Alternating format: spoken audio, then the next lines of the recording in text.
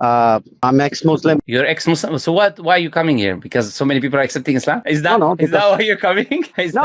Like you said, Allah will replace the people with the better people, right? Actually, So people like me left, better people came. It's actually actively Allah is replacing it. Don't you see it happening? Yeah, definitely. I can see that. Okay. It's actively happening. It's not even, absolutely. I see you're very, very excited about it, and I love it that you're very excited about it. That's awesome. Happy for people accepting the truth every day. No, it is definitely, because I see a lot of the Christian channels and the Hindu channels also. They do a lot of Dawah type of things, and they get very excited when people change their religion to that religion. Well, I don't know. When it comes to numbers, there is no other religion. Christianity, of course. It is the biggest religion people are leaving according to stats. So you cannot compare that. Hinduism, there is no growth rate because they don't evangelize anyways. There's nothing that can be compared. So to try to I'm not gonna argue with you on that point. That's not even. But this is a fact, This is a fact. Sure. An argument. Stats don't lie. It's numbers. It's not even something I'm making up. Okay, no problem. I just had a question. I waited a long time, but now the time is very low, less because you have a lot of people. So I just wanted to know: do you do this every week, or do you do this like on a fixed day, or because I wanted to see if I can come and talk, but it depends. It's always in Friday. Do you announce it beforehand, like one day before? No. Usually Friday, Saturday, Sunday, something like that. In the evening. It just depends. Look, I'm a person as well. I have a life. I have. No, I get it. That's why I was excited to talk to you, in the sense because I saw some of your videos, and you're a very good debater, and you got a very good grasp on logic, science, and philosophy. So it's a very nice thing to talk to somebody like you who has like a good understanding for a lot of different things. Okay, can we establish one thing though, is that we don't interrupt one another, or I will have to remove you. Okay. So if you interrupt me also, then I can call you out and say that please don't interrupt me. If I interrupt you, remind me that I'm interrupting you, and then I will be fair with you. I'm not going to interrupt. So perfect. The thing is this: you said you're an ex-Muslim, yeah? So can you tell me how many rak'ahs are in Surah Fatiha? Rak'ahs in Surah Fatiha? What do you mean? How many rak'ahs is the rak'ahs in Surah Fatiha? Yes, how many? Rak'ahs are in namaz, not in surahs. So rak'at is not in surahs? No. Rakat. How many rakat? Like 4 rakat, 5 rakat. That's in salah, not in surah. What are you talking about? So you're saying there's no rakat in Surah Fatiha? Yeah, no, rakat. You're talking ayats or rakats? I'm confused. Rakat is like, how many rakats of salah did you do? You did 2 rakats, 4 rakats, 3 rakats for maghrib, like that. But you're saying rakats in a surah? So do you memorize? Okay, let me ask you this. No, wait. I'm confused. I will clear your confusion in a bit. But do you memorize any part of the Quran other than Surah Fatiha? Other than Surah Fatiha? قل هو الله أحد الله الصمد لم يلد ولم يولد ولم يكن له كفوا إنا أعطيناك الكوثر فصل لربك. Where are you from? Pakistan. Okay, no problem. Because there's a lot of people who come. No, I get it. You're trying to check, make sure, test that the person is actually ex-Muslim or not. I totally get it. Yeah, no. You need to understand why. Because today is a business. To claim, they make a channel, they claim their ex this, and they start making the whole channel about Islam, and then they make money and they ask people to donate for them so they can. It's a business basically. I left Islam and support me because I'm persecuted. So when you said you don't want to show your face, I usually don't allow this, by the way, but I'm allowing you to do it. Yep. What do you want to talk about? As I said, you got your chance now. No, I just wanted to see. I didn't have a specific question. Then. Sure. Don't have a question. Let me ask you a question then. Why is the reason you left Islam? I just lost my faith. Like, I was Muslim for a long time and I believed in it. But there's a lot of things that they were questioning in my mind. And then I started studying a little bit more about different things, different religions, different theologies, philosophy, science, blah, blah, blah, history, all sorts of things. And the more I studied about other things, the less the explanations that the Muslim scholars were giving made sense. Like the more I studied about other things, the less the explanation, the way they were explaining things made sense. It seemed more like it's like very biased answers, in the sense like you're picking and choosing what type of information you're going to accept, and then you're going to use that information as a positive. But then if something goes against it, you're not going to give that much credence. I just lost my faith over a period of time. Finally, okay. So the thing is, don't you think maybe you're asking the wrong people? I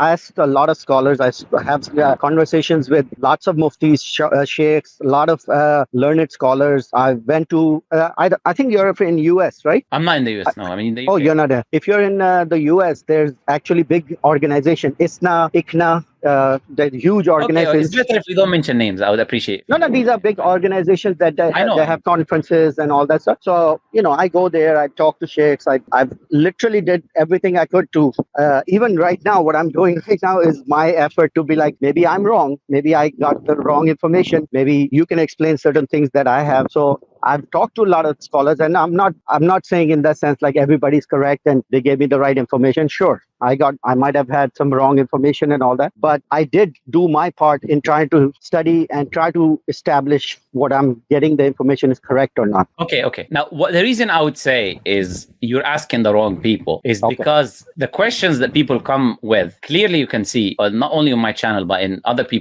brothers' channel, the people answer them rationally to people who are not even Muslims, which would mean that there is no bias there. Those people who are not Muslims, they accept these questions, the answers to be rational answers, which shows that there's not an issue of being biased when you're given the answers, so that the answers are biased, because there are people who are non-Muslim listening to those answers and accepting those answers to be rational and consistent. The bias could be in you of not accepting some of these answers. I do not know. I do not know what the questions are. I'm giving an example. The bias could be sometimes in you not accepting something for an emotional reason, while the answer is still a rational, perfectly acceptable reason for someone who is objective, like someone who's not Muslim. So they might accept it while you might not accept it. But this is a problem could be from you coming from an emotional perspective. That's a possibility. I do not know. Point is, you said you spoke to them, this and that. That's why you can ask your question, and then we can see. But I want to ask this first. Can you put your hand and pinpoint, this is why I left Islam? Because no, the people I they can't. come, that's the thing. People who come and say, I thought you asked me a question. That's why I was going to answer. Oh, no problem. Yeah, I just going to add one thing on it. I was just going to say, people always who come and left Islam and ask them this question, they don't have an answer for it, which for me, unfortunately, is a sign of insincerity. Because if someone pinpoints a problem, I can solve it. But if there is no problem that can be pinpointed, how can you fix something that you cannot even identify? You get what I'm trying to say? But I'll let you say what you want to say now. Yeah, go ahead. Yeah, that's a very good point. That if you pinpoint what the issue was, then you can actually work on that issue. And if you can't tell them what the issue is, then how will you help it? I can totally get it. Like going to a doctor, I say I have pain, and they say, "Where's the pain?" I was like, "I don't know. I have pain," and the doctor can't help you. I totally get it. But the issue is, like, a lot of time when you lose faith in a religion, it's never one single thing. Maybe for some people, traumatic experience, all of a sudden something happened and they left because of that.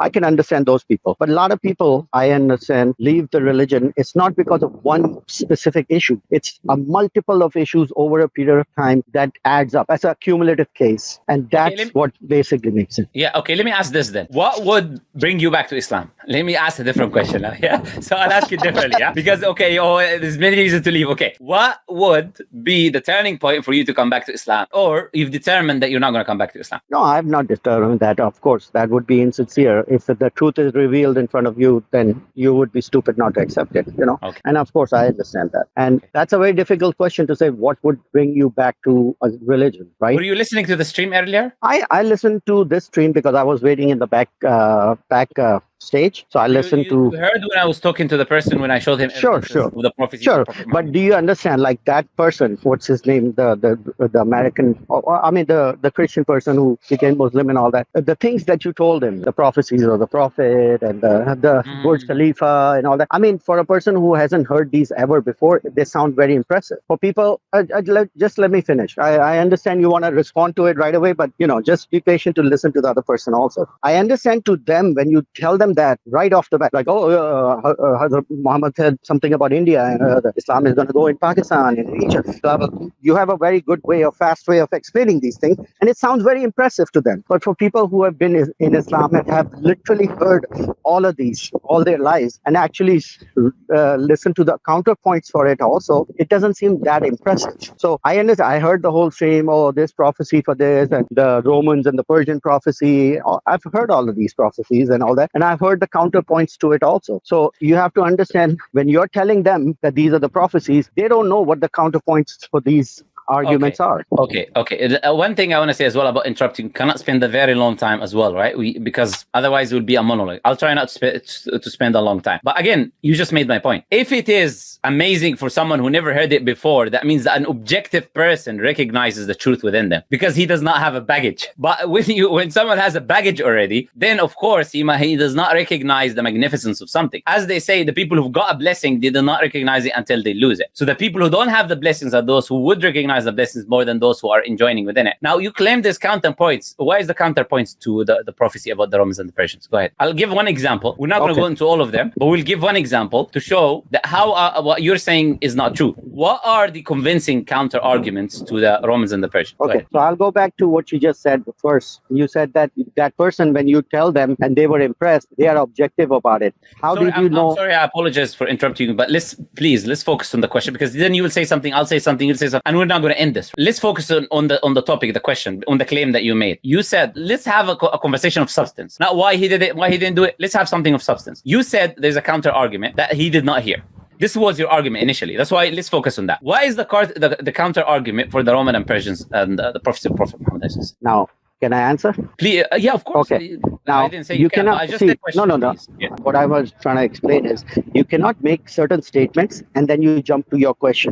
Because once you make certain statements, the other person has to respond to the claims that you made first before he can answer to your questions. See, no. I'm sorry. You're interrupting me again. I am, but because I have to establish something. I haven't interrupted you at all. No, it's true. I agree with you. That's completely true. I'm not going to say that you did, but sometimes I do have to say something. This conversation has to go in my format. Reason being, it's my channel. If someone is not happy with the format that I have, which is, for example, if I say, let's deal with the question now, because I understand what you're saying. You want to deal with what I said, but then, as I said, I will have to rebut it again. And then we end into this cycle, a never-ending cycle. And I don't have time for that, with all due respect. I want to have a conversation of substance. If you're willing to engage with the question, I'm happy to engage with you. If not, then I would let you go. And then you can live your life, I can live my life. And, we part ways in a nice way. That's what I can say. If you're willing to engage and give me the counter argument, because you just said you cannot make claims and not support them. You made a claim that there is counter arguments that you didn't hear. So I'm asking you for them. I understand it's your channel, right? And you have a certain format. But do you have to understand, when you make certain claims to somebody and then just move on to your question and leave your claims unanswered, it seems as if your claims were correct and then you moved on to your question. That's why I was trying to address your claims first. But if that's